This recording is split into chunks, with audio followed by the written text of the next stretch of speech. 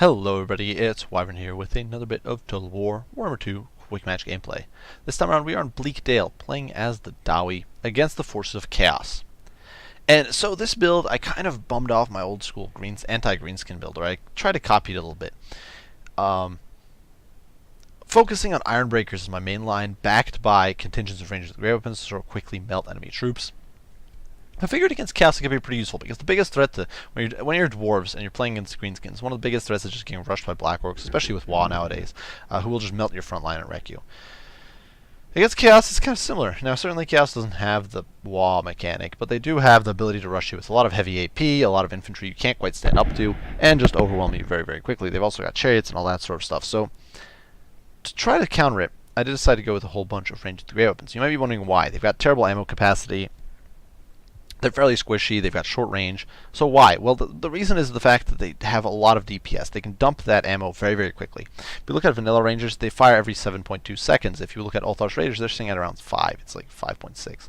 So these guys can offload all their ammo very, very quickly, which is important when there's a chance of your backline getting compromised very, very quickly, I think.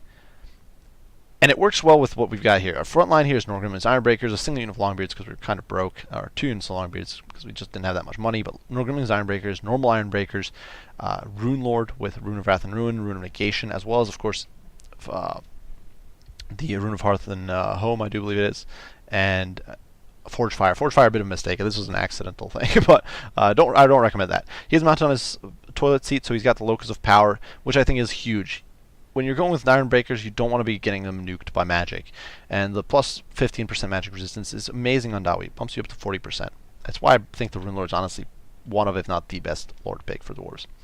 For the secondary line, we actually have some experimental stuff. Well, first of all, there's not Iron Breakers. There's some miners with blasting charges all over. Mostly the zone off marauders and to blow them up, and the zone off chariots and that sort of stuff. But we do have a cannon, so it's a little bit of ranged AP, but we do actually have, and of course the Dragon Max Slayers to provide a little bit of anti-large. But we actually have 2 quarrels with great weapons, so alongside the Rangers, I obviously knew that I couldn't counteract enemy skirmishing. The Rangers don't have the range for it, so, and you don't want to be wasting their precious axe ammo on something like Horsemen. So I figured, Quarrelers could be good, but instead of bringing Quarrelers with shields, I actually decided to go with great weapons so that we'd have some additional supplementary AP. Their melee stats are not particularly great, but if your opponent has some chariots, which my opponent does have here, or if you need to deal with some Chaos Warriors and you get some flank charges or something like that later in the game, it does give you a bit more of a fighting chance. Now you can see immediately the cannon is going to tee off on these Chaos Marauders, so basically because I had to fire at will, but 8 models, that's not bad. It's a good little pick. For my opponent's army, he went very wide, but he does have some elite troops in there. He's got Chosen, he's got some Chaos Warriors, 3 units of them. He's got Aspiring Champions, which I think is a waste. So, Aspiring Champions' big claim to fame is the fact that they've got Encourage. And I guess Magic Attacks. Neither of those are particularly useful against Dwarves. Dwarves don't bring much, they don't bring any fear and terror to the field. They can bring Encourage if you bring Grimbrindle, but I think that's about it. They don't bring fear and terror, and of course if you have Angrand, but there's Ghosts. But otherwise, they don't bring any fear and terror. They don't barely bring any leadership debuffs to begin with most of the time. And magic damage is actually an active detriment against Dwarves, so I don't think this is worth it at all. But regardless, they're there. There's Sarthorel, who does have Final Transmutation, as well as the Plague of Rust, and Metal Shifting, which is all great, I think. Sarthorel, of course, an amazing pick in this match. The Final Transmutation against good old debuffs from the Rune Lord might not be that useful. He also does have Arcane Conduit and Stand Your Ground. And otherwise, there are 2 Gore Beast chariots who are chevroned up a whole bunch, as well as 2 Marauder Horsemen with throwing axes. So not bad. The chevrons and the Gore Beasts are, in my opinion, wasted. Most of the damage, this is one of the things with chariots, most of your damage is not going to be coming from their raw stats. It's coming from the charge bonus stacked on top of their mass and the impact, and then the bonus versus infantry. Chevroning them up does very little. It gives you some melee defense, which just isn't that useful. Chariots don't have great melee defense no matter what, but we'll definitely see how they do. Gorby's Chariots definitely still a menace on the battlefield. We're going to pivot our Longbeards here, though, zoning away these Marauder Horsemen. But unfortunately, my Quarrelers aren't doing the greatest job here. They are doing some damage, but probably not enough. Longbeards are getting chipped down. Fortunately, though, my opponent isn't pushing close enough to sort of throw axes at them, which is beneficial for me. And you can see we're able to chip down those horsemen a little bit. They do have shields, which does make them a little tankier frontally, but we're getting some good trades. And my opponent does actually unfortunately spot my Rangers, but it is what it is. And this early game situation is a bit of a back and forth. Over here, the Gorbis chariot is flanking through the woods, trying to get behind me. Over here, this Gorbis chariot flanking around the side. And in the meantime, I'd actually shift fire on the cannon because it was whiffing on the Gorbis all the time. So I shifted fire to the Marauder Horsemen. You can see we take a few models down over there with pretty quickly. But unfortunately, the trees are acting as a pretty good shield for them. So the forest here is very dense, and it's definitely beneficial to if you're trying to play around it or take advantage of the woods. As you can see, my opponent, because he's pushing through the woods, I'm actually going to pivot my line backwards here. So trying to make sure that there's an open... I want to have open ground in front of me. I want to be able to get full value out of my axes. I don't want to have some weird engagement where my opponent crashes into my flank and overwhelms one side without overwhelming the other. Over here, fortunately, the Marauder Horsemen getting pounded a little bit. The cannon firing in there, doing some good work. And the Marauder, the Quarrelers, despite not landing the greatest shots, because my opponent is pretty good about darting in and out, and these guys have pretty bad missile velocity. We're still doing some work, and we're chipping down models, and you can see we haven't lost too many Longbeards. Only 5 models and a couple dozen HP, or a couple thousand HP. So some good work there. And now we are going to shift the cannon around shortly and start opening fire on the Gorbis chariot, which of course is 5,000 HP, and we want to whittle them down. I don't have much tools to deal with the Gorbis chariots. I can pound them down with Rangers. If I get a slow, we can hit them with our Slayers, but that's about it. But immediately you can see that opening volley from the cannon, taking off about 1,000 HP on those Gorbis chariots. The final shot there, missing, but, some good work. Elsewhere, you can see Rune of Wrath and Ruin going down on the Chosen. These guys are by far the biggest threat here. I've gone over this before. The stat difference between Chosen with Grey Weapons and Chaos Warriors is huge. These guys are such a huge threat, especially the Iron Breakers, who are otherwise almost invulnerable. So Thorlo does dive in, but it's not going to do very much. He got magic attacks, so it's going to do very little. In the meantime, over here you can see the Grass Marauders get nuked by blasting charges against the Iron Breakers, which is very bad for them. And my opponent here does drop a Final Transmutation. Final Transmutation, normally, if you drop it, and it's actually a pretty potent spell against elite troops. Now, not against normally against Iron Breakers, because they've got that additional model count. But normally it's nuking entire models with each tick. Here, though, I think it switches from model to model with each tick. So what you actually end up with is normally these Iron Breakers do not take that much damage. You can see they've actually barely lost anything to that Final Transmutation, despite being in the center of it the whole time. So my opponent here is going to start engaging. You can see we're getting some good blasting charge shots. Unfortunately, my Rune Lord was ordered to attack Sorthorel, overextending way too much. But so much damage here going against the Chaos Warriors. Despite their non-AP status, the blasting charges will still do work. In the meantime, you can see the throwing axes are going to start pelting these guys and really whittling them down. If we take a quick overarching look, you can see just how much damage is going to start going down on these guys very, very quickly. I'm holding back on using the Marked by Ulthar for the Chosen because they are the prime target for that. But you can see just how much damage these throwing axes do. These poor Chaos Warriors getting annihilated in the space of seconds. And honestly, once they're whittled down, the Norgrim's Iron Breakers will be able to win. It's just a question of making sure they don't get whittled down too much. So over here, my opponent is going to push in, but you can see the Chaos Warriors all the way down to 53 models and about a third of their HP, so in terrible shape. And we're going to follow it up. Over here, my opponent does push Sorthorel through, but rather than engaging him too tightly, we're going to hit Sorthorel with the Quarrels with Grey Weapons, pull out the axes, lads, and jump in on the Ugly Chicken. So he's going to get in. Over here on the flank, where my opponent's trying to get his Gorbis chariots in, we're going to actually use our cannon to keep picking away. You can see this Gorbis chariot dropping down very low. And we're using their Slayers to kind of zone away, and the Quarrels with Grey Weapons actually diving into melee to tie them down.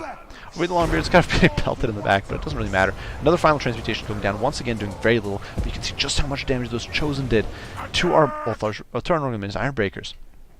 Part of it, I think, is the attack from behind penalty here that Sorthorel is probably inflicting, but that's just how much damage Chosen can do. They do so much work, even against a super elite holding unit like Norgrim's Iron Breakers. So we immediately hit them with the Marked by Ulthar, and they are in for a world of hurt. Unfortunately, these Rangers over here, I don't know what they're doing. They're like wandering. They think they're going to melee some Chosen. I don't know. But regardless, we're going to be able to get some good value. You can see the Quarrelers here whittling down the Gorbis, but unfortunately does have 120 armor, so pretty tanky. And the Chosen finally, actually, the Marked by Ulthar effect does expire, which is a bit unfortunate. Norgrim's Iron Breaker still holding, hit by Plague of Rust, but not that useful when you got this much AP. So another mistake here from my opponent's part is bring Plague of Rust when he's got a bunch of AP on the field. You'd be better off bring I actually don't know, maybe Glittering Robe, to be honest, against the non-AP stuff, because Dwarves usually bring some non-AP in their front line. But honestly, Plague of Rust just isn't doing very much here. But the Chosen are going to get really whittled down. My opponent does get the Gorbis into the fight, but I order these guys to hold their ground, to just stand and fight, stand and throw their hatchets, and they're going to keep throwing their hatchets, and these Chosen are not going to have a good day. So Unfortunately, these guys are not exactly listening. I don't entirely know what they're attacking, but hopefully we will get a nice little moment of thrown hatchets fairly shortly. Maybe not. Maybe we're just going to get ruined. There we go. Finally, a little bit of hatchet throwing action going down. So the Chosen, you can see getting... They have gotten pretty beaten down. Just every now and then, whenever the hatchets do go off, they do several hundred damage. You can get about 1,000 damage in a single volley of hatchets. So it's a lot of work, and these Chosen are falling apart. And elsewhere, Chariot's in full flight. These guys down to 2 models. Thorell getting beaten down slowly but surely. And elsewhere, you know, these horsemen really badly beaten up. The cannon getting every now and then knocked offline, but we're able to keep it intact. Unfortunately, my opponent forgot these Chaos Marauders over here on the flank, which could have probably been pretty useful, but oh well, it happens. It happens to the best of us. What can you do? Over here, the Gorby's Chariot does pile in through the unorganized Iron Breakers, but the cannon is going to be able to shortly pivot around and start chipping away at the Gorby's Chariot and hopefully bring it to deal. Chosen are going to rout, which is very nifty for me. And it does mean that my opponent's biggest threat to my army is now offline. Certainly, he's still trying to use Sir Thorell, but Sir Thorell, he's got magic damage, so it's just getting negated a huge amount here. And the Gorby's Chariot, it's not going to do that much to the Iron Breakers. They'll be able to hold it okay. We do cast another Rune of Negation here, really helping stave off the Warp Chicken. And in the meantime, you know, the Quarrelers are going to start whittling down these Chaos Warriors. We're actually going to start making use of that fire to really whittle these guys down. On the periphery, the Miners are going to tie down this Gorby's Chariot, and the cannon is still trying to pivot around and get shots. Unfortunately, kind of failing, but you know, they're trying their little hearts out. Though unfortunately, the Chariot, they're getting some good value. They're able to bring these Chaos Warriors down quite a bit. They're going to rout. These units also routing, and at this point, though my opponent still has some tools, he is getting chipped down, and he is going to pile through here. The Gorby's has a lot of mass, but you know, those hatchets, they're doing work. And as these Gorby's Chariots do get caught up, they get bogged down, the hatchets start swinging, and the thing is, these guys do have AP in the melee, and they're going to be hitting pretty hard. And in comes the Rune Lord, and he's going to be able to start hitting these guys pretty hard as well. And the Gorby's Chariot, they're going to go down. They're not going to be able to hold their own. And where you can see just dragging these guys into the muck, surrounded by angry Stunties, and really just not able to hold their own. Over here, this Gorby's Chariot is going to swing around into the cannon. The cannon actually misses at point blank, so rather than getting Last Samurai, he's going to get into the cannons here and actually dismount the crew, who is inept apparently. But, oh well. It doesn't really matter. Once again, they're getting dragged down, getting surrounded. We are finally running out of ammo on the great weapons, but you can see just how little damage they lost some models here and then. These guys are under health, but it's not the end of the world. We still have some hatchets, and we're doing some good work against these Chaos Marauders. Now they're isolated. They got satchel charged in the face by Norman's Iron Breakers, and so Thorell's the last bastion of hope here for the Chaos Warriors. And despite my opponent's best efforts, these Gorby's Chariots, they will get dragged down eventually. Even though the Quarrelers can do some damage as they're passing through, as they're going on their drive-bys. We're going to use some of our arrows there to put these guys down. We're going to turn around and actually charge some of our rangers into close quarters. And you can see we're actually whittling these guys down pretty well. We do actually hit them with a mark by Ulthar, which is going to tank their stats to make them actually much more susceptible. And they're actually going to rout here. So cannon fire over here, knocking this Gorby's Chariot down a bit, making him feel very sad and depressed. And this Gorby's Chariot over here getting dragged into the muck by a horde of angry Stunties, just doing some major work. Elsewhere, Sir Thorell trying his hard out to beat down the Rune Lord, but it's just not going to happen. I love Rune Lords for this magic resistance. 55%. Sir Thorell essentially can't do anything. We can basically fast forward at this point as we drag Sir Thorell down. My opponent finally does decide to admit defeat, so a pretty tight fight in some ways. The Gorby's Chariots kind of succeeded in entering the backline and being a nuisance. At the same time, they kind of failed because they got wrecked over time. They got slowly but surely chipped away at. I do think there's some merit to the Ranger concept, and I think it's got quite a bit of potential against Chaos. I think you can whittle down their troops very effectively. You saw in some of those bursts, there was some issues with line of sight, I think, which were ruining things a little bit, but they're able to do a lot of burst damage. A single unit of range with great weapons, if it's given uninterrupted firing and ability to spend all its ammo, will basically annihilate an entire unit of Chosen with great weapons. That's pretty darn impressive.